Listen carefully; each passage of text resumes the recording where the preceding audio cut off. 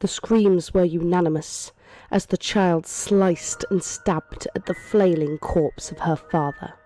Their faces grew white and contorted in fear. The couple held each other to shield themselves from the horror, whereas the boy cowered behind the torsos of the perturbed viewers.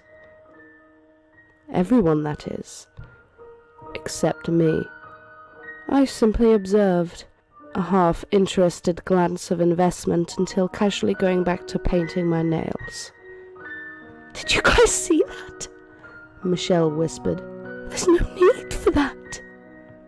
"I know, it was horrible," Keith gasped, still shocked by the blood pouring out of the defiled body before them. "Oh, please," I muttered. It was so predictable, so obvious that was going to happen. "Well, I can't watch anymore," Michelle screamed as she leapt up despite the protests of her friends.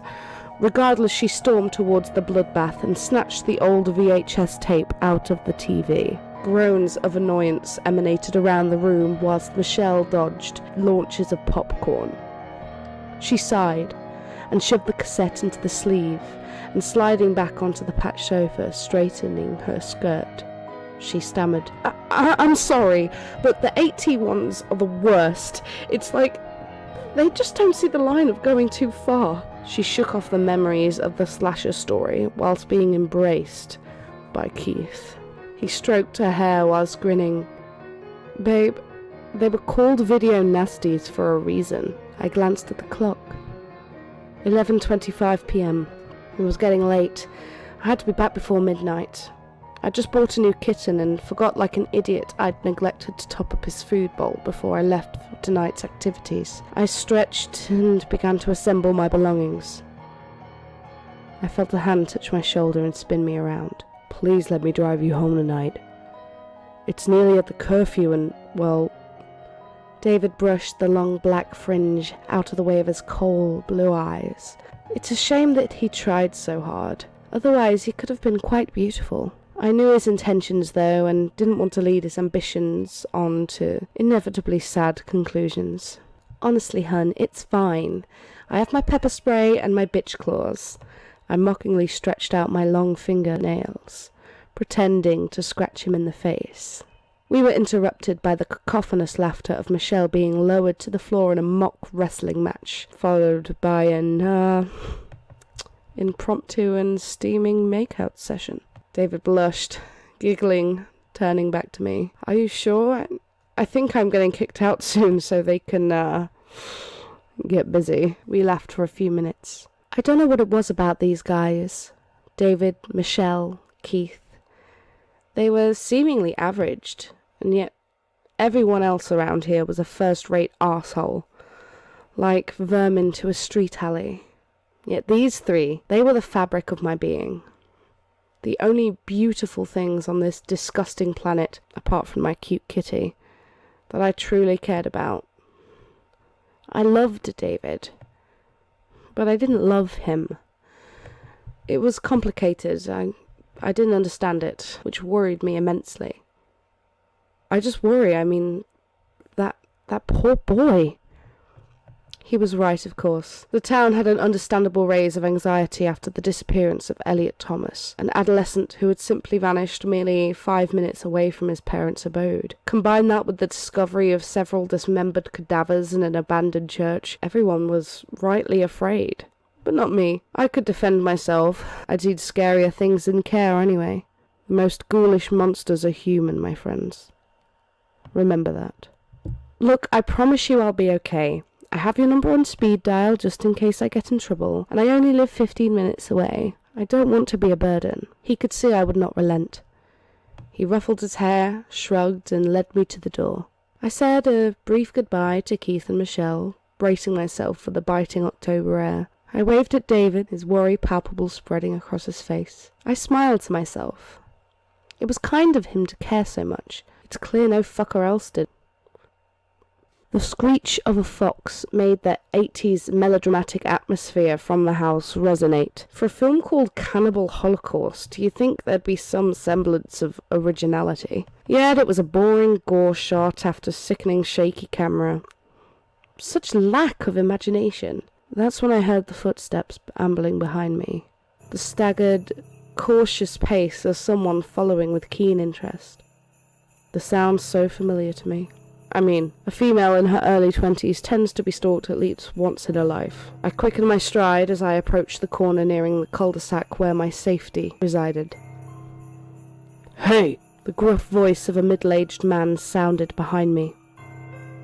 Oh, for fuck's sake, you have to be kidding. David would be pulling the widest "I told you so" grimace right now. Goosebump raised on the back of my neck.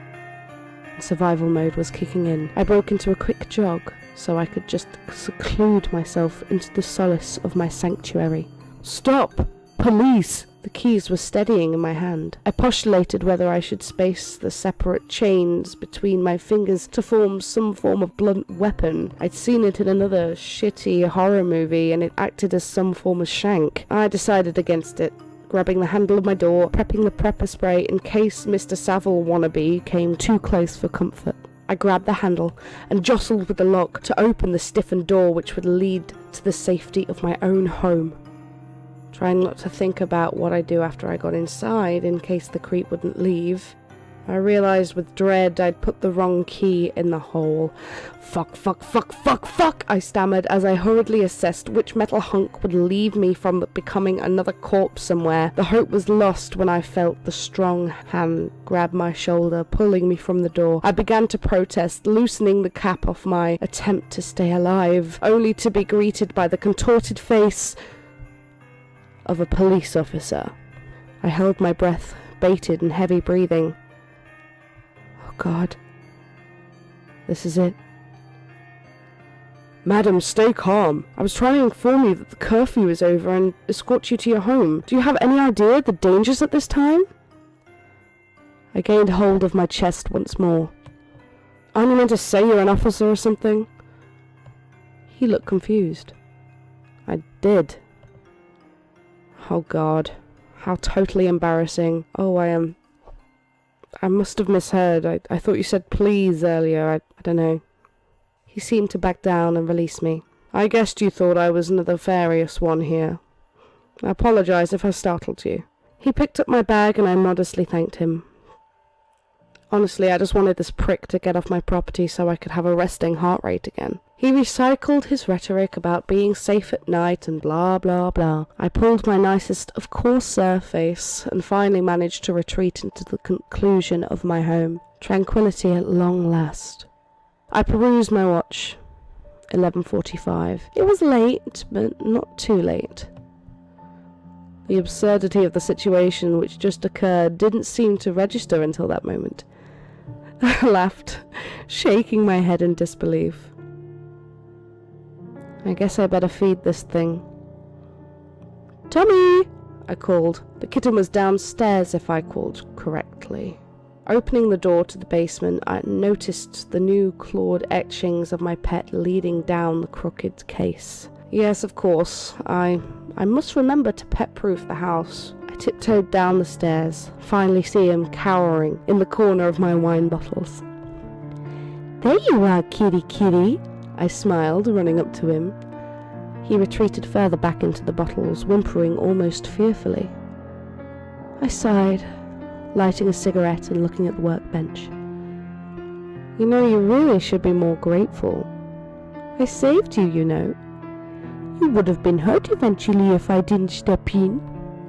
I put the tuna on the floor, edging it closer to his mouth. "I mean, you're lucky." He looked at me, agony and pain resonating across his face. "Let me out. I want to go home," he whispered. I scowled. This ungrateful bastard. I rescued him from the vermin who couldn't give a shit. And this is his repayment? What an utter disappointment. I remember thinking, it would be nice if I could just get a pet that lasted longer than the month. A knife gleamed on the bench, beckoning me to administer a punishment. "Want me to tell you about the film I watched today?" He began crying again, pulling at the chain like the feral little shit he was. It was a complete lack of creativity.